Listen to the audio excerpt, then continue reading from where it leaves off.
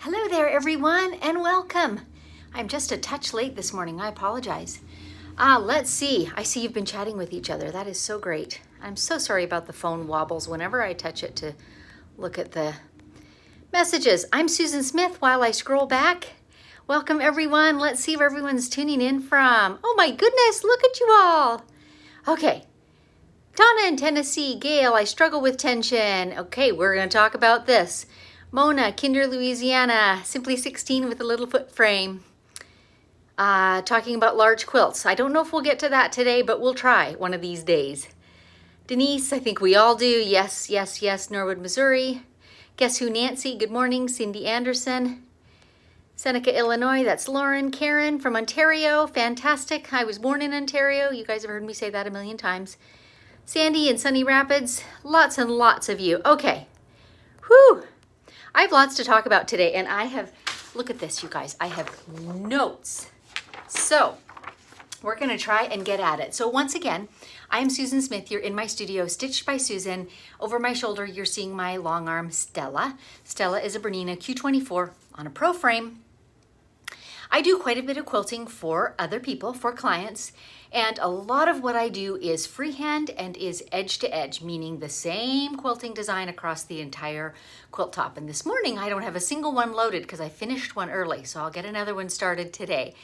But this whole process of stitch formation and tension has got to be the single most frustrating thing that machine quilters face, not just long armers, but machine quilters in general. So even if you quilt at a sit-down machine or your domestic machine, getting beautiful stitches is of course the goal, and some days it just feels like a mountain you cannot climb. So I'm going to talk about a few things. I'm going to try and keep this to 10 or 12 minutes, and so clearly it will not be comprehensive, but I'll try and bring in a couple tips that maybe you haven't heard before that will provide a great solution for you. So stitch formation and tension are not exactly the same thing, but definitely are related. So when I talk about stitch formation in terms of a quilt, we're thinking of the top thread and the bobbin thread, and when they connect or knot and form stitches, the perfect stitch has that twist, that knot, if you will, right between the layers of fabric buried in the batting. So you see beautiful stitching on the top and beautiful stitching on the bottom, all as well. Of course, it's not always that simple. So let's talk first about some of the factors that can affect it, because that can help you narrow down where you might make adjustments or changes. So think about the thickness of your batting, for example. If you have fluffier batting, it's a little more forgiving, which can sometimes help if tension is something you're struggling with. Maybe try using a loftier batting like a wool. Even double bat can really help to disguise some of those problems and sort of take up that slack. But other factors that affect it is certainly the type of fabric that you're stitching on. So, quilting cotton is probably our most common, but right up there would be batiks, which have a really tight, firm weave and can sometimes be problematic. And then there's things like t-shirt quilts or denim quilts or minky or cuddle on the backing. All these things are different fabrics with different threads and different weaves, and they all affect how the stitches form. Okay, what are some other factors? Your needle type or size, and particularly that relative to the thread that you're using. So let's start bearing off now into some tips that relate to some of these factors. And let's talk needles for a minute. This, I think, is kind of the first place to start when you're trying to get good stitches. And if they're looking for whatever reason not good on either top or bottom, or you're getting funky loops, the first thing I would look for is A, do you have a fresh sharp needle? But then B, do you have the appropriate needle for the fabric you're stitching on and for the thread that you're using? This is something that I didn't think about really early on. I kind of used a universal needle and I used the same thread most of the time and I just called it good. But what if you're putting on a finer thread and you've still got a big old clumsy needle? That thread may have a lot of play. There's a groove in the needle that guides it, right? That thread may have a lot of play and it may not be as precise as you want. Conversely, if you've got a little bit thicker thread, like a 40 weight or even a 30, and your needle is finer, then there's not enough room for that thread to go smoothly through the channel and through the needle, and you're going to end up with resistance and probably shredding and breaking. So the best way to find that out, because there's so many kinds of thread, right? And so many sizes of needle, is to go to, I prefer to go to thread manufacturers, and almost all of them will have a table of recommended. You know, for this needle, you can use this size of thread, this one, and this one. For this needle, we recommend yada, yada, yada, right? So that's a great place to go for that information. But that's really important, is that you're matching the appropriate needle to the appropriate thread. Let's buzz back through a few more comments. They're pouring in here, and I don't know how many comments I can get in and do my talking. Let's see. North Carolina domestic machine on a Juki. Great. I'm so glad to see all kinds of people here, not just long armers, because this is not just a long arm question for sure. Send your rain to Southwest Iowa. We've missed all of it. Oh boy, I have enough to share. Monica from Germany. Hello, Monica. Denise, I never thought about needle size being an issue at all. It absolutely is. Here's another one you might not think of right off the bat, and this is specific to the long arm. The tension of your fabric. So I've seen the tendency with some quilters be, okay, I need to, take up all the excess. I need to control all the fabric. And so we just wrench those rollers and have our quilt just drum tight, right? That really messes with stitch formation. Think about, the needle is moving pretty quickly on a long arm, right? And there's a certain amount of flex in the needle because as it hits, it's also moving on to the next stitch, right? So if you kind of picture that in slow motion, you can see that with every stitch, there's an infinitesimal amount of flexing in the needle as it's coming out of the fabric and already moving toward the next stitch. Well, the tighter you have your quilt, the more you're interfering with that flex happening smoothly. So having a quilt too tight is also way up there on the list of causing tension problems, causing even thread breakage and shredding. That absolutely can happen if your quilt is too tight. I don't have a quilt loaded to show you, but my kind of rule of thumb is that I can put my fingers up underneath, and through the quilt layers, I am able to grab my fingertips. So you want your quilt just snug enough to pull it flat. You don't want it to be tight like a drum. You will end up with stitch problems. And honestly, my experience, I'm 3 long arms in. Stella is my 3rd. Across all of them, it has been my experience that my machine is pretty forgiving, right? It handles a lot. They're industrial. They're built to handle and deal with a lot. But there does come a limit to what your machine can handle and still form lovely stitches. So thinking about some of these things can maybe help you reduce some of those factors and get a better stitch. I'm going to mention one other one. How many minutes are we at? 8. I'm going to mention one other one that someone gave to me that was just a life-changing solution. This was on my first long arm machine, and it was a Gamel, and I was having this problem with getting little tiny loops on the underside of the quilt every so often. So I would get maybe 10 or 12 across a whole quilt. So it wasn't consistent. It didn't feel like bad tension. I was getting good tension, right? Good stitch formation by and large, but then I'd get these annoying little loops, and no matter what I did, I couldn't seem to fix it, because if I did adjust the tension, then the bulk of my stitching was wonky, and it might or might not fix the little loops, right? So what in the world to do with that? So this is kind of what I mean when I say there's a bit of difference between stitch formation and tension. Okay, here's the solution that came to me.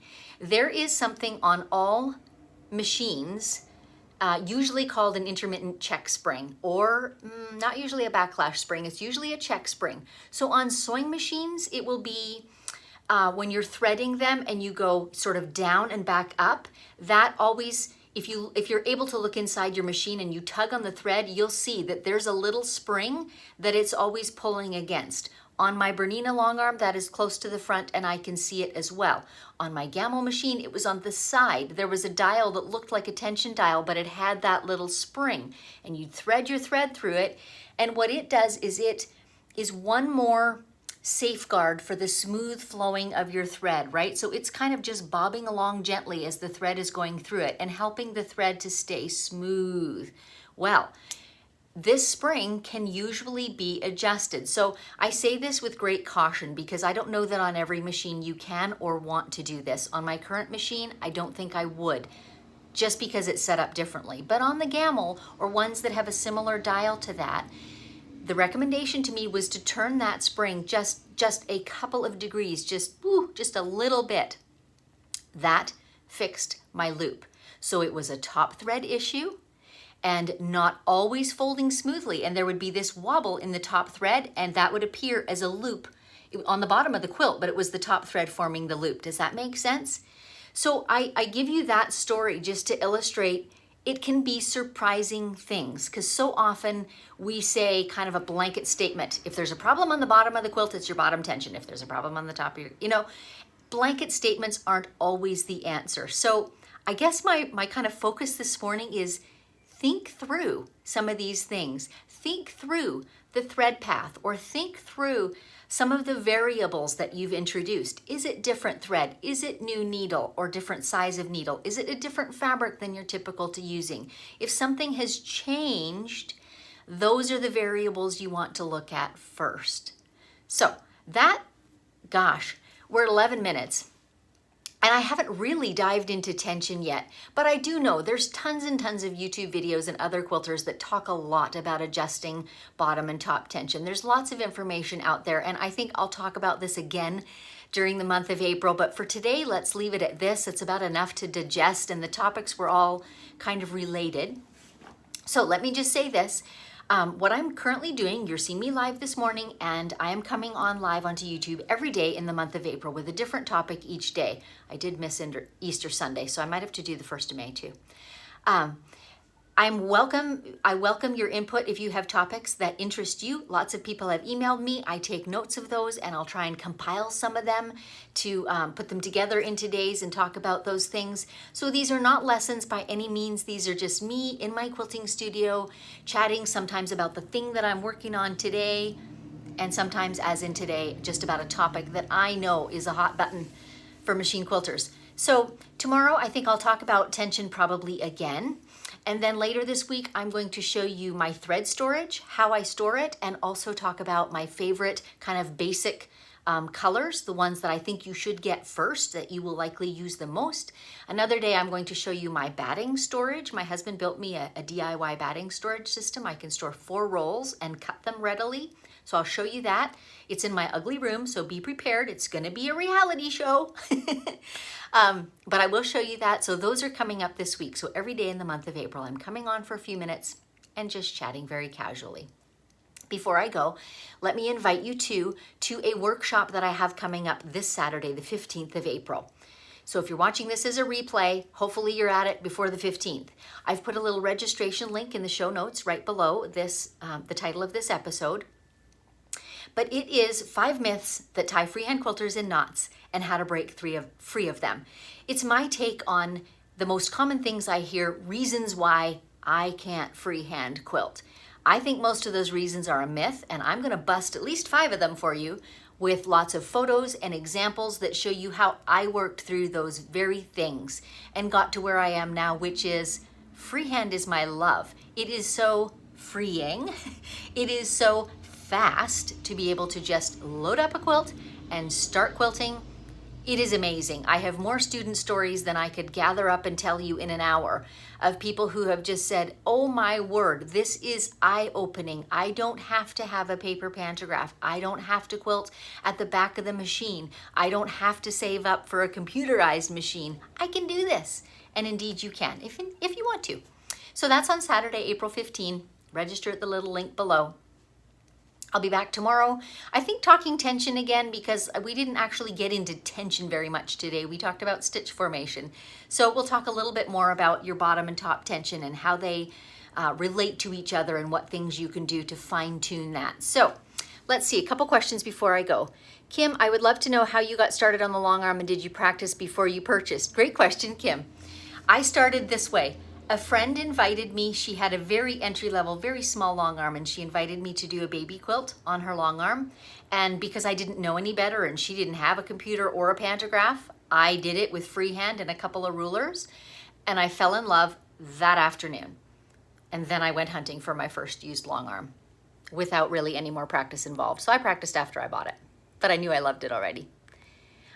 Cindy, reminder to slow down. Now, are you thinking me talking, Cindy? Or are you thinking sewing? I'm just wondering. I can't see the first comment yet. Maria, hello from Finland, awesome. Martha, sometimes I find that when I quilt too quickly, it messes with the tension. Actually, that's a great tip, Martha, because that is something you can easily change, right? So particularly if you're working on a fabric that's a bit iffy, like a batik or like a denim, sometimes slowing down 25% or, starting there will make a difference. And that's worth it, isn't it? That's an easy fix, isn't it? So that's a really good point, actually. Okay, we're back to the needle comments. So I think we've seen all of those. Again, I'm always so sorry about the wiggling phone. Alicia, love your tips and the knowledge you share. You are so welcome. Cindy, is this loop spring adjustment dial different from the regular disc tension? Yes, it's not the tension adjustment. It is just part of the threading path. But sewing machines have them and long arm machines have them. And it's that intermittent spring just provides one more guide for the thread that keeps it flowing smoothly and without wobbles, hopefully. That's the goal. So yes, it is different from the tension. Timmins, Ontario, Quilts for Survivors, and Kim's question I answered about my practicing. I had hoped to post a podcast episode this week about how I got started quilting, and gosh darn it, I have not gotten that recorded, so it's probably not happening. So it's good you asked the question. Maybe I'll talk about it more one day on one of these lives and talk a little bit about my story, even my story before long arming. I do have a long and quilted history. Like how I played that in there. Okay, thanks you all for joining me. It has been great fun. Whatever you are doing today, I hope you enjoy it thoroughly. I am rushing off to the grocery store because my sister and her husband are arriving today. They live in northern Canada. So I'm really excited about that, and that's what I'm gonna go and get ready for. Thanks for joining me, and I will see you again tomorrow.